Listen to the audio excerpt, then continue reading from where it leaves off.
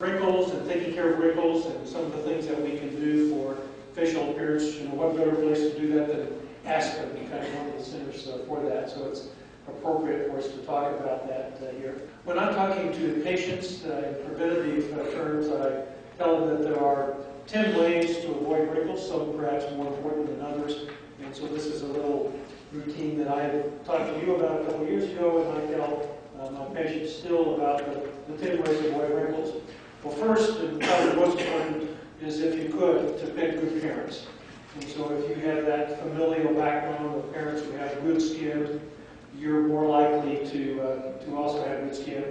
And sometimes, in spite of your best efforts, if you have a familial background where people lose their collagen strength and elasticity and so on very quickly and early in life, you are likely to do that too. So that part you can't control. But on the other hand, there are some things that are helpful. Number one on that list of things you could do, and number two listed here, is to avoid ultraviolet light and UV light. So wear sunscreen.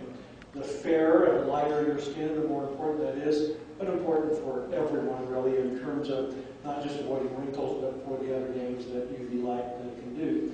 But so for sure, avoiding sunshine, ultraviolet light is important. And also it's important for those artificial sources of UV light. I think this is a bit less popular than it was in years past, but tanning salons, tanning beds, even home units like you see here. I try to tell the patients that all of the bad things that the sun will do, this will do as well. That's because you get a tan, if that's your goal. But it also causes aging and puts you at greater risk for skin cancers and so on. And I also say, if you're not sure about it, look at those people who work in the tanning salons who get all the free stuff, and their skin is tan, but often very leathery and age-looking. Important also to stop smoking, we tell the patients. And so, the things you can control, and when I'm talking to the patient level group, say, all the bad things that smoking will do to your lungs and do to your heart. It also does to the vessels in your skin.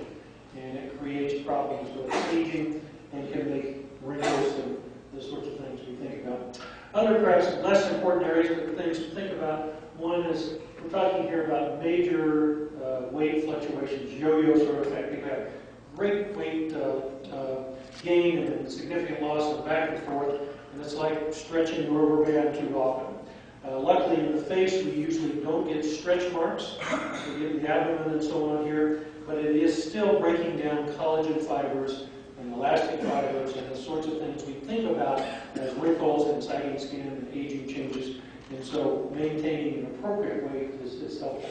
Staying well hydrated, most everybody knows that's helpful. And I kind of talk about to the patients that, the difference between a raisin and a grape is hydration, and that raisin look is probably not very good for most people. Your good nutrition, of course, and all the things that good nutrition obviously does for the rest of our body is important for the skin as well.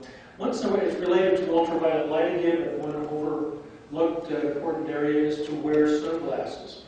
Now, cataracts are both familial and UV related probably, so you're helping with that. But in terms of wrinkles, particularly that thin skin around the eyes and the areas where most of us begin to see wrinkles first, we are doing both a mechanical block, keeping that UV light away from our eyes, but also if you're like me and you squint easily, it keeps you from doing the squinting sort of stuff, which again, over time creates wrinkles. Sleeping on your back, the thought here is that if you are compressing and folding your skin over a prolonged period of time, and sleep habits, you can create wrinkles that way, and you can avoid squashing your skin and folding it, particularly in the same way, habitual fashion over a period of time. And I can usually tell certain individuals, I can tell you what side you sleep on, because most wrinkles and lines develop within the resting skin tension lines, those dynamic lines that the facial musculature creates. And if you have something that's perpendicular to that, usually that's not from facial motion and from aging changes, it's from folding that skin there. So we see that from time to time. And again, stress. Well, certainly falls into the easier said than done category in terms of avoiding stress. And if you find some really good ways, let me know, because it seems like I have more and more in my life all the time, as I suspect you do. But all the stuff that stress brings on, all sorts of, too much norepinephrine and all that sort of thing, certainly affects affects your skin, as well as many people in stressful situations, again, are clenching their jaws and furrowing their brows and those sorts of things that over a prolonged period of time in an individual way. So I tell patients, these are sort of the 10 ways I can think of to help you avoid wrinkles. And I said, of that 10, if I could only pick 2 for you, what are the 2 most important? They're avoiding ultraviolet light, so wearing your sunscreen, go to the tanning parlors, and stop smoking. And if most of us and most of our patients and family and friends could avoid those 2 things, their skin would be significantly healthier in what we think of in appearance as more youthful looking.